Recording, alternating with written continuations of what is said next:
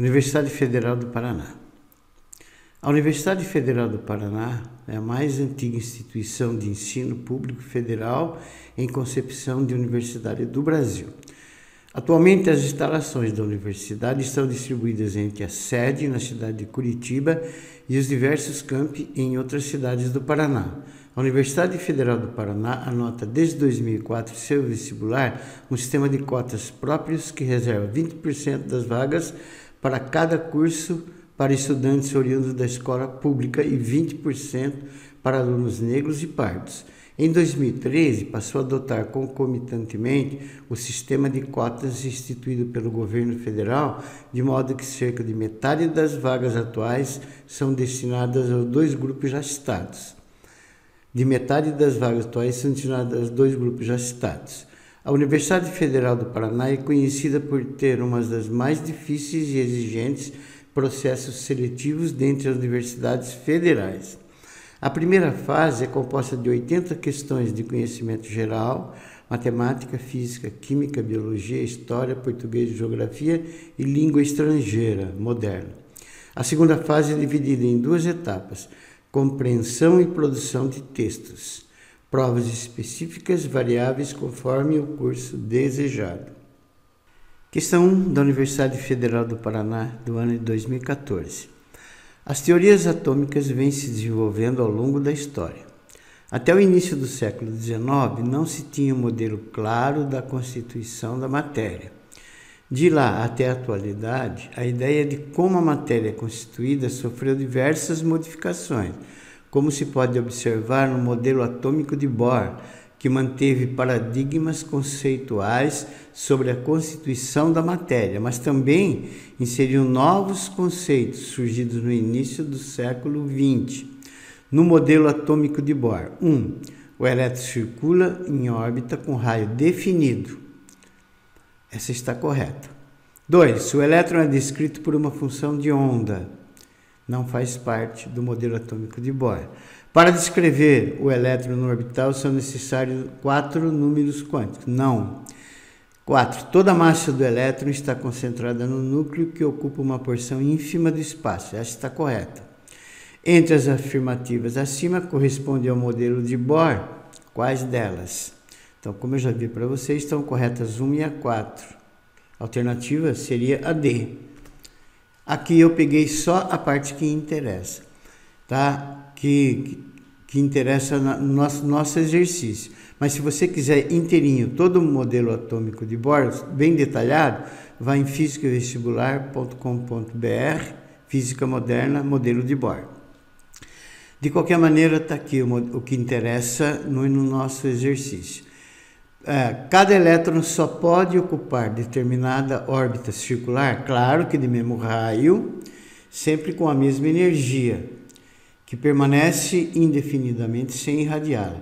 Essas órbitas correspondem a situações estáveis denominadas de estado estacionário. A quantidade constante de energia de cada átomo é tanto maior quanto mais longe ele estiver do núcleo, ou seja, quanto mais afastado de sua órbita. Então, órbita circular com raios definidos, sempre possui a mesma energia que permanece constante. Essa é a A, tá? E a D, que é a correta, a 4, essa aqui é 1, tá? E aqui a 4 é: toda a massa do átomo está concentrada no núcleo, que ocupa uma porção ínfima do espaço. A alternativa correta, D de dado. Questão 2. 2 navios deixam um porto ao mesmo tempo. O primeiro viaja a uma velocidade de 16 km por hora em um curso de 45 graus em relação ao norte no sentido horário. Então, se esse for o primeiro, veja aqui, ó, ele vem aqui se movendo no sentido horário e o ângulo entre o norte aqui, que é a linha pontilhada, e aqui é de 45 graus. O segundo viaja a uma velocidade de 6 km por hora em módulo, em um curso de 105 graus, também em relação ao norte, também no sentido horário. Esse é o segundo, então o ângulo daqui até aqui, tá, é de 105 graus e ele se move no sentido horário. Após uma hora de viagem, a que distância eles se encontrarão separados os navios? Supondo que eles tenham mantido o mesmo curso, o mesmo ângulo com o norte, os dois, e a velocidade, a mesmo módulo da velocidade desde que deixaram o porto. Ou seja, que eles não alteraram seu vetor de velocidade, nem intensidade, nem em direção e nem em sentido. E as alternativas pode ver que ele deixou em quilômetros. Muito bem. Observe na figura abaixo, nas figuras abaixo, os ângulos entre as velocidades e a soma vetorial que a gente vai obter a velocidade resultante. Essa é a velocidade V1, tá vendo? Ângulo com o norte, 45 graus.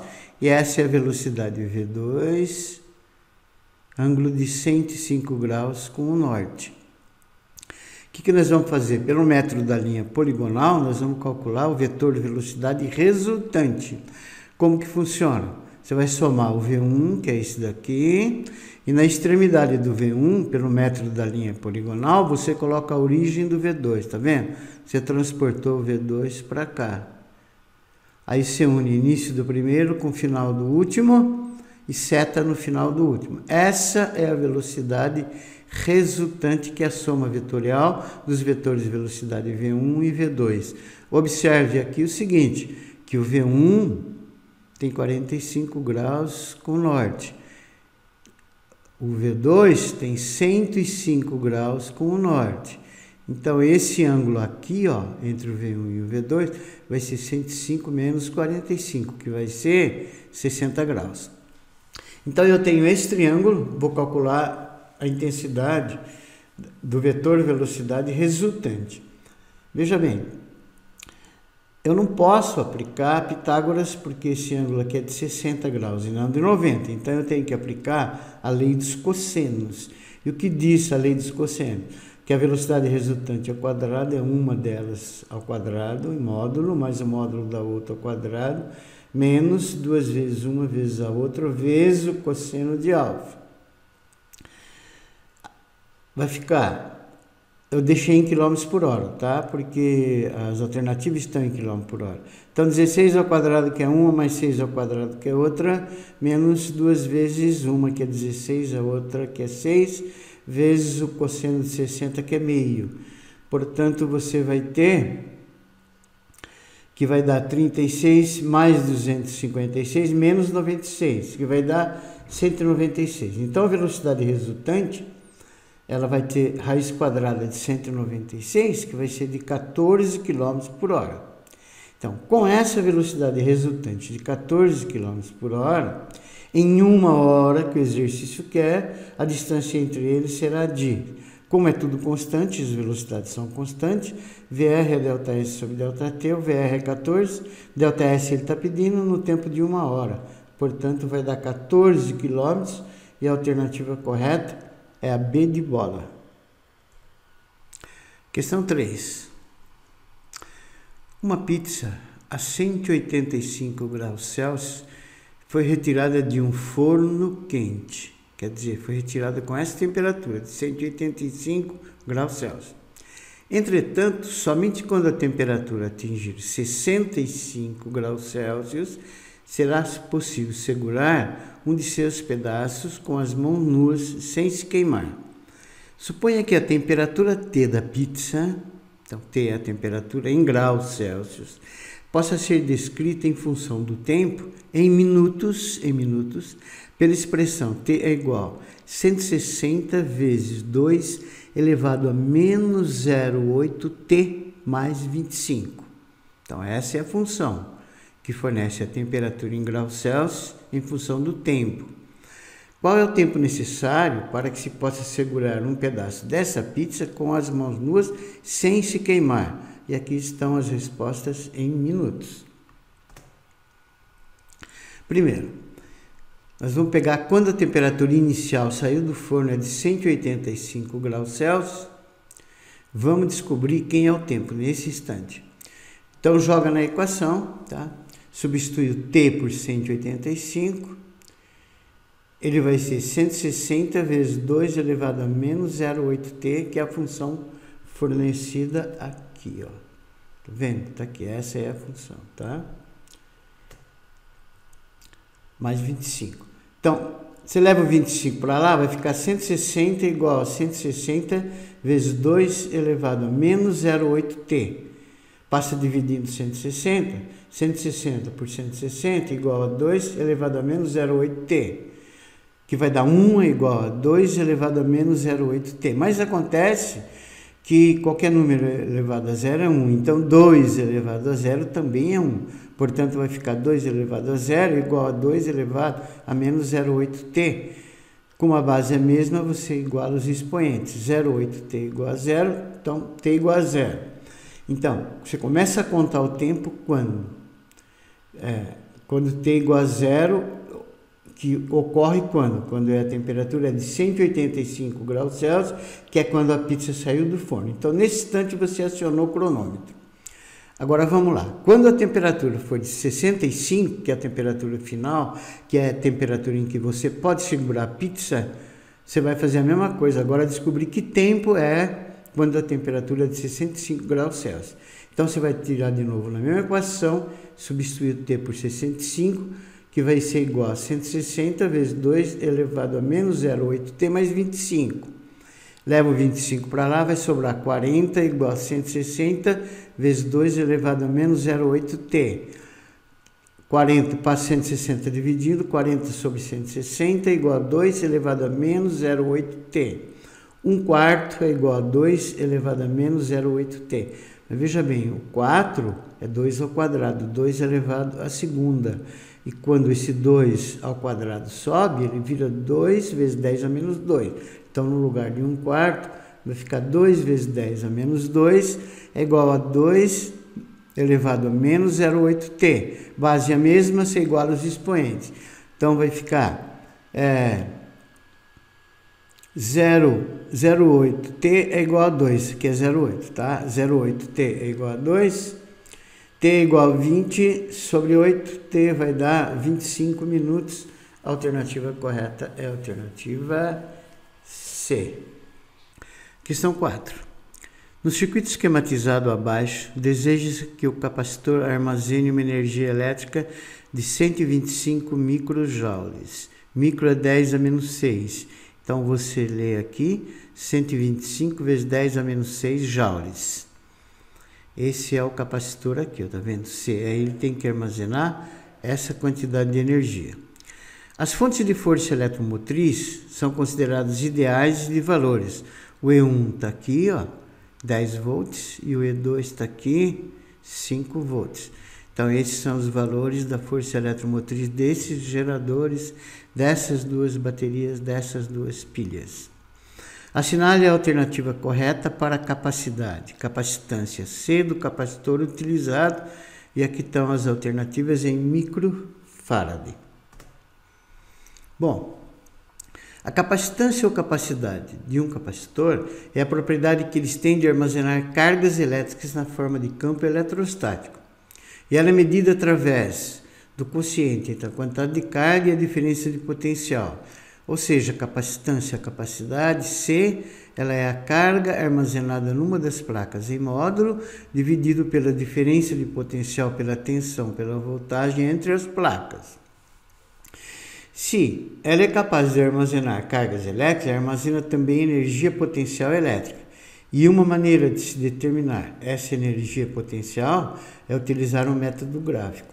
Pela equação C igual a Q sobre U, monta-se um gráfico da diferença de potencial U, tá vendo? Tá aqui, ó, na horizontal, pela carga acumulada na placa do capacitor, tá aqui, ó, Q, na vertical. Aí, veja bem, como a equação é C igual a Q sobre U, tá? E como o capacitor ou condensador é o mesmo, tem a mesma capacidade, então o Q é diretamente proporcional ao U, que o gráfico vai ser uma reta paralela. Sempre que as grandezas são diretamente proporcionais, o gráfico é uma reta inclinada entre os dois eixos, tá? E se você achar a área entre essa reta e o eixo U, você está achando a energia armazenada pelo capacitor. Essa área é a área de um triângulo, que é a base vezes a altura sobre 2, tá? A base é Q, A base é U, a altura é Q sobre 2. Portanto, essa área vai dar QU sobre 2. Essa área é numericamente igual à energia armazenada no capacitor. Então, a energia do capacitor é E igual a QU sobre 2 e a capacitância dele, C, é igual a Q sobre U. No caso do exercício, observe que os geradores não estão associados corretamente. Ou seja, o polo positivo de E1 não está ligado ao polo negativo de E2. Veja aqui, ó, esse é o E1, esse é o E2. Então está ligado errado, está ligado positivo com positivo. E o correto seria ligar positivo com negativo. Então, em vez de você somar as forças eletromotrizes, você subtrai. Então, esses dois geradores, essas duas baterias, essas duas pilhas se comportam como se fosse uma única de força eletromotriz 10 menos 5, que é 5 volts.